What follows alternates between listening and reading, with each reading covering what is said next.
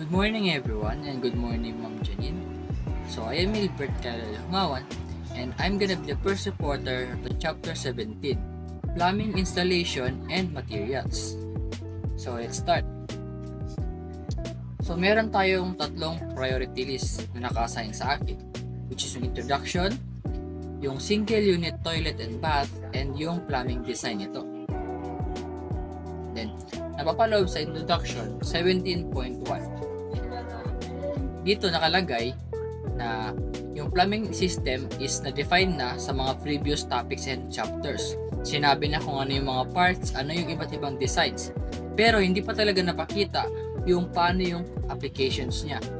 So dito sinabi na sa 17 is sa chapter 17 mapapakita natin yung ibang plumbing layouts. Then mapapakita rin yung cost estimates, which is kailangan kasi kailangan natin maging economical. Kailangan nilista yung mga materials na kakailanganin and kung ano yung mga measurements nila. Then, kailangan din sa design na to, do simple lang yung or single lang yung bathroom natin or yung CR, kailangan is pasok siya sa plumbing code and walang na-violate na any laws about doon. The next is, so ano nga ba ang single unit toilet and bath? So, it is a small and simple well-arranged comfort room. So, ang laman nito is isang water closet o tinatawag din toilet, isang lavatory with shower, service faucet, and small bathtub. So, ito yung image nila. So, itong sa una is dyan natin makikita yung ating one water closet or yung toilet, then yung lavatory with service faucet na rin, and yung ating shower, and optional is meron tayong small bathtub. Pwedeng wala, pwedeng meron kasi meron naman ding shower. So, preference na lang yan. So, ito yung parang example niya in real life. So, yan. Meron tayong isang bathtub, may shower, may lavatory, service faucet, and meron na rin tayong water closet. So, ito yung ating floor plan. Then, nakalagay dyan, meron tayong example dito na 120 cm or 1.20 meters wide and 2 meters long. So, dyan nakalagay yung floor plan. Meron tayong laboratory, may water closet, and may bath. May bathtub, then yung shower.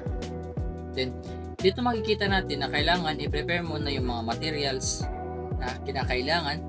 And kung pwede, since single lang din naman siya, mas economical na gumamit tayo ng plastic pipes and fittings for both the DWB and water supply system. Then, ito yung ating layout na pwedeng gamitin sa... So, ito yung parang design na pwede natin gamitin sa isang single unit comfort room and bath. So, meron tayo ditong A muna, yung materials for the house drain. So, meron tayong one piece 75 mm or 3 inches long sweep elbow for clean out. One piece of 75 mm clean out cover o yung parang takip, then one piece of 75 mm times 50 mm reducer T for laboratory waste o yung parang sa ilalim kung saan parang maghihiwalay yung waste ng galing sa gripo. Then one piece ng 75 mm times 50 mm T for pipe connection naman, so saan dadaan yung ating tubig. Then dalawang 75 mm na Y, which is yung Y, yung parang shape na parang na connection to receive for the WC and P trap. Then one piece naman ng 75 mm P trap floor drain and yung floor drain strainer. Then isang 75 mm long sweep elbow to receive the WC waste. Then dito yung drawing natin. So meron tayong shower, then yung shower valve. Minsan kasi yung shower nandito tapos meron tayong shower valve na doon iniikot kung gusto mo mainit or malamig. Then meron na ring faucet kung sakaling merong fault yung shower, then kailangan mo nang magtimba or maggamit ng planggana o ganun. Then meron din tayong main vent extended to the roof, then yung branch vent, main vent stock or dry vent, tapos yung waste naman niya. Then nandito yung water supply, pwedeng dadaanan sa ating laboratory. So dito sa ilalim is yung septic tank natin, kasi since andun lang din yung CR natin kasabay sa laboratory, yung waste natin is pwede na rin pumunta dun sa ating septic tank, or minsan hiwalay. Then andito yung house drain natin, dun yung septic tank, tapos meron tayong P-trap dyan, and yung ating elbow, yung parang paganyan. Ito, nasa drawing, yung naka-zoom in dyan, yung elbow, tapos house drain. Then meron tayong water supply, yan yun. The next is yung materials for waste and bent pipe. So meron tayong 250 times, so ito na yung kanina, nakalista lang siya ng, kasi with dimensions na siya, and kung ilang pieces ang ginamit sa design na to. So 250 mm times 50 mm T, and 1 piece of 50 mm 1/4 bent elbow. Then meron tayong 250 mm times 3 meters PVC pipe. Then since tapos na tayo sa una natin, yung house drain, kung saan pupunta yung mga para mag-drain yung tubig. Then tapos na tayo sa B, so materials for waste and bent pipe. Then letter C is yung materials for water supply, kung saan tayo kukuha ng tubig, saan dadaan yung tubig natin. Then una is 2 pieces ng 12 mm times 3 meters PVC pipe, and 1 12 mm plain T and elbow. Then kailangan natin ng 3 piece with 1 end, 3 piece ng elbow with 1 end threaded for WC supply and shower. So doon daw dadaan yung ating tubig paakyat sa ating shower. Then next is 1 mm cross side with thread for faucet. So yung faucet dyan sa taas. Then next is yung ating valve control, and 1 12 mm shower head, yung sa taas, yung ulo ng ating shower.